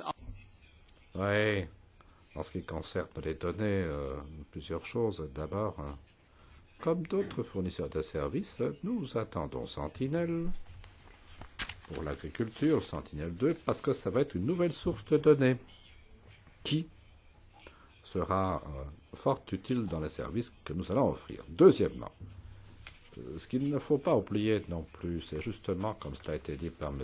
Liebig, ce n'est pas la même résolution. Toutefois, il faut que nous achetions les données de mission européenne, que ce soit des données de Spot, de EOS ou d'autres opérateurs. GMS a besoin de beaucoup de données, il y a un budget, c'est un budget qui est absolument capital pour l'équilibre commercial de ces entreprises. Alors, si on n'a pas de sous après 2014, c'est toute l'efficacité du système qui sera mise en péril. Des entreprises comme Géo et d'autres étant les premières visées. Donc, nous ne pensons pas qu'il y ait de concurrence directe entre les données. Mais il nous faut un budget pour les missions. Et après, mon Dieu, on aura Sentinelle 2e génération, une autre résolution. Et là, vous risquez d'avoir un conflit, ce qui n'est pas le cas pour la première. Merci, Monsieur Delamarre. Yes, I think this is getting an interesting discussion, and maybe I can contribute. Débat fort intéressant. Je pourrais vous donner des exemples sur l'industrie de télécommunications, comme vous le savez. Au début, l'essentiel, c'était le câble. Il fallait qu'on ait le câble. Et qu'on était le seul à pouvoir transporter les données. C'est là où on gagnait de l'argent. Impossible de faire un réseau planétaire qui touche tout le monde. Alors aujourd'hui, vous avez une combinaison de réseaux. Et vous, entreprise télécom, vous ne gagnez plus rien sur le transport. Parce que tout ça, c'est passé par Internet, qui est public du point de vue utilisateur. Donc, certains mécanismes de l'industrie de télécommunications pourront être appliqués à l'espace.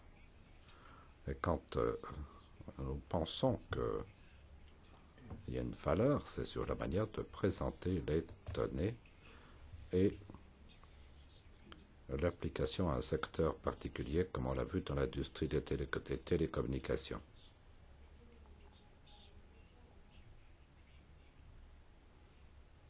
Dans les portails, par exemple. N'imaginez pas ce que cela peut poser comme problème au GMS de l'avenir. On verra. ce que cela pourra être. Certains tels modèles, bien sûr, doivent être développés, doivent être améliorés. Nous pensons véritablement qu'il y a un grand avenir. Ce sont des modèles qui pourront passer du transport à la valeur. Thank you very much. Merci. Il n'y a plus d'autres questions. J'en avance encore une. Yes, Jacques Audric from European Space Agency. We have noticed. Je viens de l'ESA. On a vu ce matin qu'apparemment, il n'y avait pas de bonnes nouvelles pour Galileo. Bon, le lancement est réussi, je veux bien. Mais apparemment, il y a un accord et on ne dit pas ce que Galileo pourrait rapporter. J'ai parlé de 60 milliards, ce qui est bien loin des dépenses, et je suis sûr que c'est un argument très convaincant pour ceux qui ont quelques pouvoirs sur le budget européen. Quant au GMS, j'ai entendu des arguments très convaincants. On a beaucoup investi, et je pense par exemple que le directeur nous a dit très clairement ce qui se passerait si on perdait ces investissements. Alors, je me demande, est-ce qu'on a des éléments nous permettant de mettre des chiffres? Le GMS, donc, c'est tous les éléments catastrophiques, comme le tsunami, qui coûte à la société X millions, voire milliards d'euros ou de dollars. Je n'ai pas tellement entendu ce qu'on pourrait dire en matière de chiffres, si on peut prévoir, même partiellement, ce que cela pourrait rapporter. J'ai un peu le sentiment que s'il y avait des chiffres de ce genre, peut-être que ça existe, ça serait vachement convaincant pour ceux qui se livrent à des atermoiements sur le budget. Est-ce qu'on a ces éléments? Est-ce qu'on peut les injecter? C'est qui doit répondre à cette question?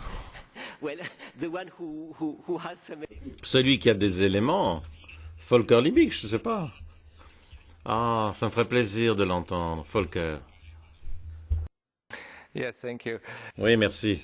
Bah, écoutez, il y a une étude des avantages macroéconomiques qui a été faite. On l'a eu pour Galileo, on l'a ici aussi. Même logique ici, sur le GMS.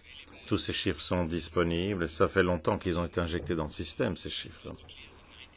90% des avantages macroéconomiques viennent du changement climatique, du volet changement climatique. Donc c'est le point environnement. Alors un chiffre quand même.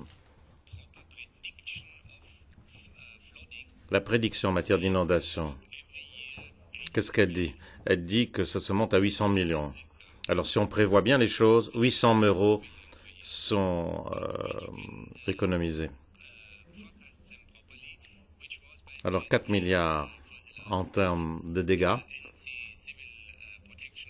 Alors, la protection civile a été bien préparée récemment. C'est différent de ce qui est fait à la Nouvelle-Orléans. Les dégâts sont inférieurs lorsqu'on est bien préparé. Si on n'est pas bien préparé, les dégâts sont bien entendu supérieurs.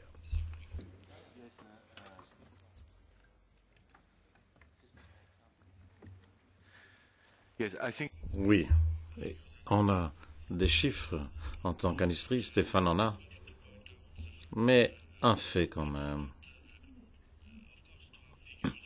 Bon, c'est bien d'avoir des chiffres pour convaincre les gens, c'est bien les chiffres, mais tout le monde est convaincu.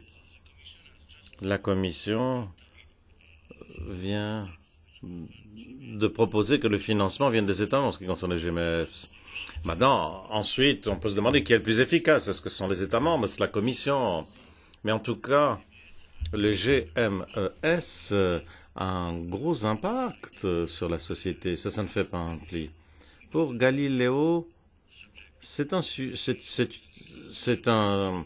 sujet qui s'inscrit dans l'infrastructure de l'UE. Ce n'est pas le cas du GMS. Bon, si c'est une infrastructure de l'UE, l'UE peut dire j'arrête les frais ou j'arrête pas les frais. Mais ça, c'est une question qui relève de la compétence de l'UE. On ne se situe pas au même niveau, si vous voulez. Bien, merci à tous. Merci à tous. Marc a quelques communications logistiques à faire. Elles sont importantes. Si vous me permettez, 4 petits points. Je commence par un aspect d'information pratique peu agréable, c'est de vous annoncer que le badge que vous avez eu aujourd'hui n'est valable qu'aujourd'hui, des raisons de sécurité du Parlement européen. Donc désolé, mais demain vous devrez demander un nouveau badge à l'entrée. Nous ferons en sorte que ça se passe le mieux possible, mais c'est la loi du genre. La deuxième nouvelle est meilleure, et bien meilleure je pense, parce que les échos que nous avons sont que notre conférence, nos débats jusqu'à présent, ont été très appréciés à l'intérieur de cette maison et un peu à l'extérieur à la Commission. Je n'ai pas toute l'information, parce que même si nos parlementaires ne sont pas tous là, même si leurs assistants ne sont pas tous là, ce que je peux vous dire, c'est que nos débats sont enregistrés et sont diffusés en direct, ce qui fait que beaucoup de parlementaires qui sont obligés d'assister à certaines réunions ou de se préparer à certaines réunions entendent nos débats et jusqu'à présent nos retours sont excellents. La troisième petite information pratique, eh bien, c'est que vous êtes tous invités ce soir au dîner au comité des régions. Donc à la sortie ce soir, à la fin de notre dernière session de la journée, des hôtesses vous indiqueront comment y aller à pied. C'est pas très loin, c'est même pas loin du tout. Et enfin, dernière petite nouvelle pratique, eh bien, c'est que je vous invite maintenant peut-être à faire un break avec un café. Voilà, merci.